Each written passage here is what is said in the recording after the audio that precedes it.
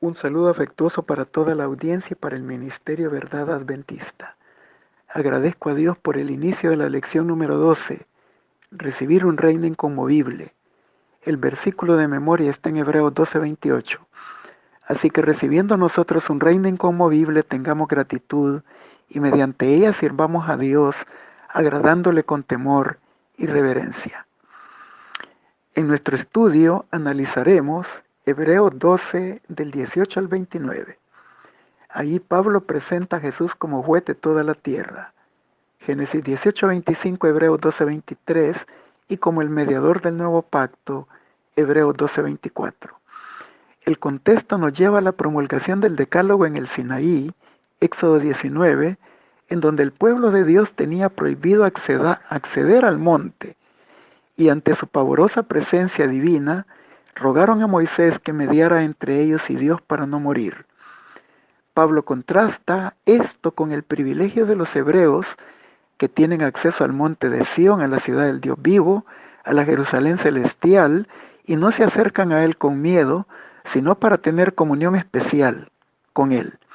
Pues ahora Jesús es el mediador del nuevo pacto, ocupa su lugar de honor a la diestra de Dios como sumo sacerdote en el santuario y está por concluir esta obra para luego ser investido como rey, según el Salmo 2, versos 6 y 7 y Hebreos 1:5.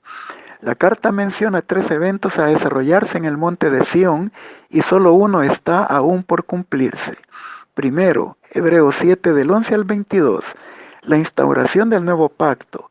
Cristo muere en la cruz y con su sangre ratifica un nuevo pacto y después de su resurrección asciende y se presenta con su propia sangre en el santuario, habiendo obtenido la eterna redención. Mateo 26:28, Hebreos 9:12. Segundo, en el día del Pentecostés se entronizó como ministro del santuario celestial oficiando en el trono de la gracia. Hebreos 4 del 14 al 16 y 5:6. Salmo 110:4. La primera etapa de su ministerio fue en el lugar santo como único mediador entre Dios y los hombres. 1 Timoteo 2:5. Y la segunda en el Santísimo, como sumo sacerdote. Y Pablo destaca su función de juez. Hebreos 12:23, Juan 5:22 y 27.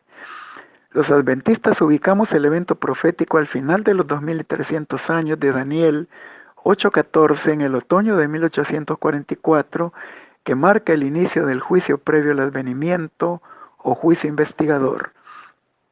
3. Hebreos 1 del 5 al 14 profetiza la toma de posesión de su reino de gloria cuando ponga a sus enemigos bajo sus pies y que tendrá ocasión en su segunda venida en gran poder y grande gloria. Mateo 25:31. Hebreos 1:13. En el Sinaí Pablo mencionó que la voz de quien les hablaba hizo temblar la tierra y nos advierte que la voz que nos habla desde el cielo conmoverá el cielo y también la tierra. Aquí destaca el énfasis dado desde el inicio de su carta, lo importante de prestar atención a la voz del Hijo. Hebreos 1:2. Porque si no escaparon los que no atendieron la voz que los amonestaba en la tierra, tampoco escaparán si no atienden la voz de quien les amonesta desde el cielo. Hebreos 12:26. Y solo sobrevivirán las cosas inconmovibles, a saber, el reino de Dios y los justos que confían en Dios. Mientras aguardan ese reino inconmovible en la segunda venida de Cristo, los justos deben tributarle sacrificio de alabanza y un testimonio de buena conducta, compartiendo con el mundo necesitado las bendiciones recibidas y el conocimiento de la salvación. Hebreos 13 del 15 al 16. Estudiaremos el tema del juicio investigador o juicio previo al advenimiento en dos aspectos. 1. El propósito del juicio investigador y 2. La naturaleza del juicio investigador. Comencemos. El propósito del juicio investigador. Hebreos 12 del 22 al 24. Cristo llevó los pecados del mundo y con su vida hizo la expiación para dar esperanza de salvación y de vida eterna. El santuario terrenal presentaba la figura de su muerte como Cordero de Dios que quita el pecado del mundo, Juan 1:29, en el atrio y con su sangre introducida en el santuario, Hebreos 13:11, se transfería el registro del pecado perdonado, y esto contaminaba el santuario y era necesaria su purificación en el día del Yom Kippur, Levítico 16 y Hebreos 9:23. En la realidad es en Cristo. Él entra en el santuario celestial, Hebreos 9:12, con su propia sangre y transfiere el registro de los pecados perdonados por su sacrificio en la cruz. Y ahora el santuario celestial debe de ser purificado con mejores sacrificios, Hebreos 9:23.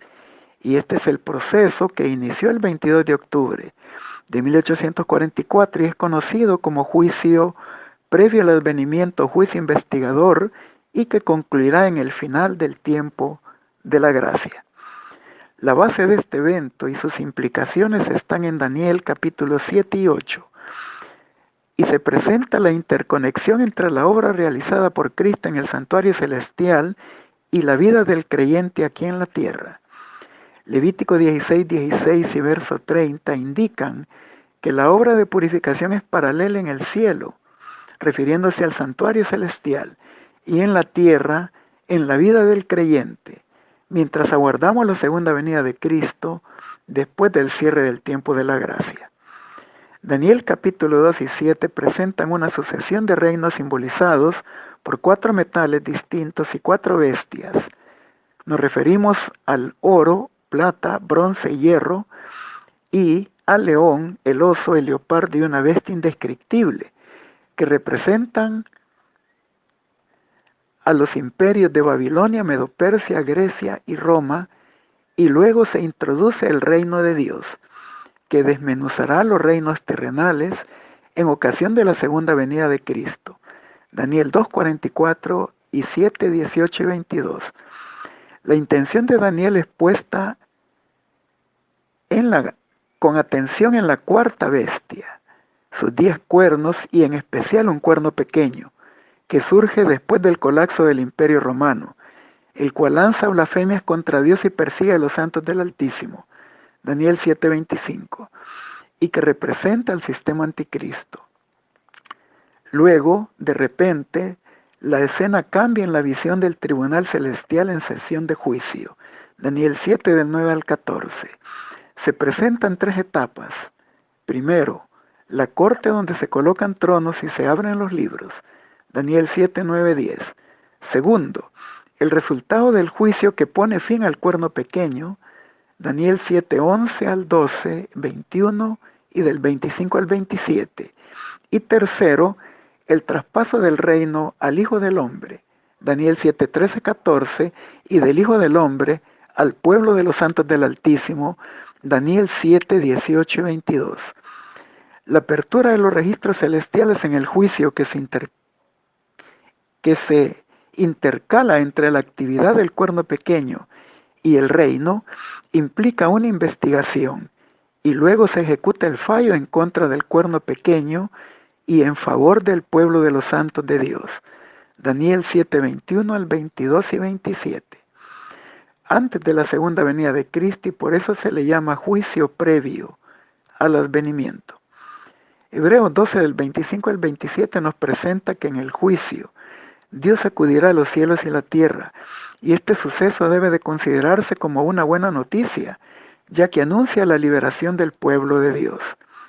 Así como sucedió en la primera venida de Cristo, el terremoto o temblor que marcó la muerte de Cristo anunció la liberación del pecado, de Satanás y del poder de la muerte. Mateo 27 del 50 al 52. En el pasado también anunció la liberación de las opresiones de los enemigos de su pueblo, en el tiempo del profeta Ageo. Ageo 2:6 y 7, 21 y 22. Y en el tiempo de Débora y Barak, cuando Dios derrotó al rey de Canaán y a Sísara. Jueces 5:20. Los justos no serán conmovidos, porque Dios los sostiene y garantiza su supervivencia. Hebreos 12:9. Su confianza está puesta en el sumo sacerdote que permanece para siempre. Hebreos 7:3 y 24. y la herencia de los redimidos será eterna. Hebreos 10:34. Y recibirán un reino inconmovible. Hebreos 12:28, Daniel 7:18 y Daniel 2:44. Esto se cumplirá en la segunda venida de Cristo, Mateo 25:31. Y luego durante los 1000 años, con Jesús, los santos juzgarán a los poderes malignos que los persiguieron. Primera de Corintios 6, versos 2 y 3, Apocalipsis 24, y se revelará ante el universo lo que Jesús hizo por nosotros en la cruz y a lo largo de nuestra vida. La ciencia de la redención será para siempre el estudio gozoso de los redimidos y el centro de su atención. Las buenas noticias del juicio investigador implican un dictamen de salvación y vida eterna, de reivindicación y restauración de las condiciones edénicas. Hebreos 2 del 5 al 8 y Hechos 3, 19 al 21. Y en su pleno cumplimiento el juicio garantiza la derrota del dragón, de la bestia y del falso profeta, poderes perseguidores de los creyentes en el pasado, según Daniel 7, y en Apocalipsis 13, en el futuro. Esta es la proclamación del mensaje de los 3 ángeles, de Apocalipsis 14 del 6 al 13, que en su primer enunciado nos recuerda: temed a Dios y dadle gloria, porque la hora de su juicio ha llegado, y adorad a aquel que hizo el cielo y la tierra y el mar y la fuente de las aguas. Apocalipsis 14 del 6 al 7. Las potencias de los cielos, el sol, la luna y las estrellas se conmoverán, pero no serán destruidas. El pueblo de Dios, unos vivos y otros resucitados, pero todos transformados. 1 Corintios 15, 50, 51. Tendrán un cuerpo incorruptible y heredarán el reino de Dios. 1 Tesalonicenses 4 del 13 al 17 y Filipenses 3:20. Por lo tanto, el temblor y la conmoción forman parte del proceso de purificación y renovación de la creación, no de su destrucción total. Dios creará nuevos cielos y nueva tierra donde morará la justicia. Segunda de Pedro 3:13, Isaías 65:17, Apocalipsis 21 del 1 al 4. Y será el lugar donde vivirán los redimidos eternamente. Sin embargo, el conocimiento de estas glorias venideras no omite una realidad en el desenlace del conflicto entre el bien y el mal. Es que viene la etapa final del proceso probatorio de nuestra fe. En el tiempo de Daniel, denomina tiempo de angustia, cual nunca lo fue desde que hubo gente hasta entonces, y que los evangelios como Marcos mencionan como la gran tribulación. Los enemigos pensarán que podrán destruir al pueblo de Dios y que el edificio espiritual que es la iglesia del Señor caerá, y será uno de los eventos más dolorosos, pero necesarios para la purificación del pueblo de Dios, al cual denominamos con el término zarandeo, y que podremos comparar con un estilo de conmoción espiritual que probará la perseverancia y el arraigamiento en Cristo y en su verdad por parte de su pueblo. Las promesas de Dios están vigentes. Dios es nuestro amparo y nuestra fortaleza, nuestro pronto auxilio en la tribulación. Por tanto, no temeremos aunque la tierra sea removida. Salmo 46, 1, 2. Los que confían en Jehová son como el monte de Sión, que no se mueve, sino que permanece para siempre. Salmo 125, verso 1. Continuamos con la naturaleza del juicio previo al advenimiento. La purificación del santuario celestial en el juicio investigador implica la liberación del pueblo de Dios y hacer una distinción entre ellos y los malvados. Por lo tanto, ellos deben de estar libres del pecado y tener confianza inquebrantable en Dios. No podremos entender la naturaleza de este juicio mencionado en Hebreos a menos que entendamos lo que ocurrió en la cruz del Calvario, donde Cristo recibió el castigo que merecemos para darnos la paz y la reconciliación con Dios. Isaías 53:5. El justo padece por los injustos. Primera de Pedro 3:18. Sobre Cristo muriendo en la cruz, según Juan 12:31 al 33, pesaba el veredicto judicial de la condenación del mundo, y él estaba siendo castigado en su lugar, y derrotaría a Satanás, y la muerte de Cristo fue marcada con un gran temblor o terremoto. El velo del templo se rasgó en dos, las tumbas se abrieron y muchos santos resucitaron. Mateo 27 del 51 al 53.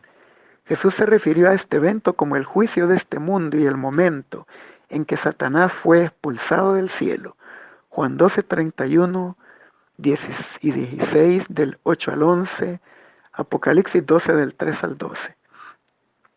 Después de su victoria en la cruz ascendió al cielo para presentarse ante Dios y reclamar los beneficios de su sacrificio en nuestro favor, es decir, la eterna redención. Hebreos 9 del 15 al 26. Sin embargo, su obra de salvación aún no ha terminado.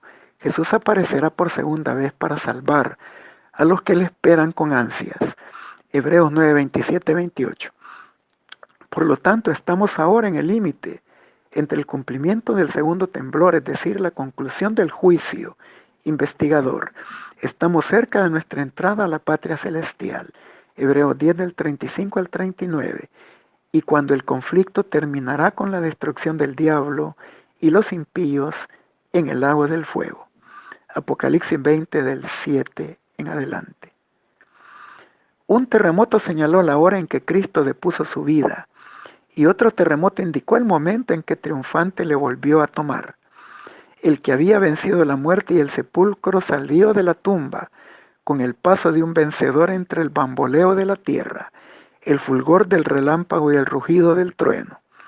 Cuando vuelva de nuevo a la tierra sacudirá, no solamente la tierra, mas aún el cielo. Temblará la tierra vacilando como un borracho, y será removida como una choza. Plegarse han los cielos como un libro, los elementos ardientes serán deshechos, y la tierra y sus obras que en ella están serán quemadas. Mas Jehová será la esperanza de su pueblo, y la fortaleza de los hijos de Israel. Deseado de toda la gente, página 726. Sin la cruz no puede haber una segunda venida. Sin la segunda venida, la promesa de la cruz sigue sin cumplirse. Por eso los creyentes no pueden enfrentar el juicio como sin la cruz no hubiera existido. El propósito del juicio es averiguar quién se ha beneficiado de su sacrificio en la cruz. Aquellos que han abrazado a Cristo, o como dijo Pablo en otra parte, los que están en Cristo son perfectos, son justos. Si estamos en Cristo no seremos conmovidos, porque Cristo no puede ser conmovido. Dios era tanto completamente justo como totalmente misericordioso. Esto es posible gracias a Cristo. Cuando renunciamos al yo para seguirle, cuando le entregamos el control total de nuestra vida y Él se convierte en nuestro representante, estamos entonces vestidos de la justicia de Cristo y su manto de justicia resistirá todo el escrutinio en el juicio. Finalizamos con la aplicación a la vida. El mensaje evangélico proclamado por los discípulos de Cristo fue el anuncio de su primer advenimiento al mundo. Llevó a los hombres las buenas nuevas de la salvación por medio de la fe en Él. Señalaba hacia el segundo advenimiento en gloria para redimir a su pueblo y colocaba ante los hombres la esperanza por medio de la fe y la obediencia, de compartir la herencia de los santos en luz. Este mensaje se da a los hombres hoy en día, y en esta época va unido con el anuncio de la segunda venida de Cristo es inminente. Las señales que Él mismo dio de su aparición se han cumplido, y por la enseñanza de la palabra de Dios podemos saber que el Señor está a las puertas. Juan en el Apocalipsis predice la proclamación del mensaje evangélico, precisamente antes de la segunda venida de Cristo. Él contempla a un ángel volar por en medio del cielo que tenía el evangelio eterno, para predicarlo a los moradores de la tierra y a toda nación, tribu, lengua y pueblo, diciendo en alta voz: temed a Dios y dadle gloria, porque la hora de su juicio es venida. Apocalipsis 14, 6 al 7. En la profecía, esta amonestación referente al juicio, con los mensajes que con ella se relacionan, es seguida por la venida del Hijo del Hombre en las nubes de los cielos. La proclamación del juicio es el anuncio de que la segunda venida del Salvador está por acontecer, y a esta proclamación se le denomina el Evangelio eterno. Así se ve que la predicación de la segunda venida de Cristo, el anuncio de su cercanía, es una parte esencial del mensaje evangélico.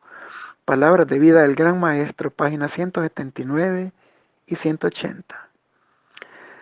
No pasará mucho hasta que la tormenta estalle sobre el mundo, que está tan dormido en el pecado, cuando la tierra bambolee como un ebrio, cuando los cielos se estremezcan y venga el gran día del Señor. ¿Quién podrá estar firme? Una cosa verán temblando de agonía, de la cual procurarán escapar en vano. He aquí que viene con las nubes, y todo ojo le verá. Apocalipsis 1:7.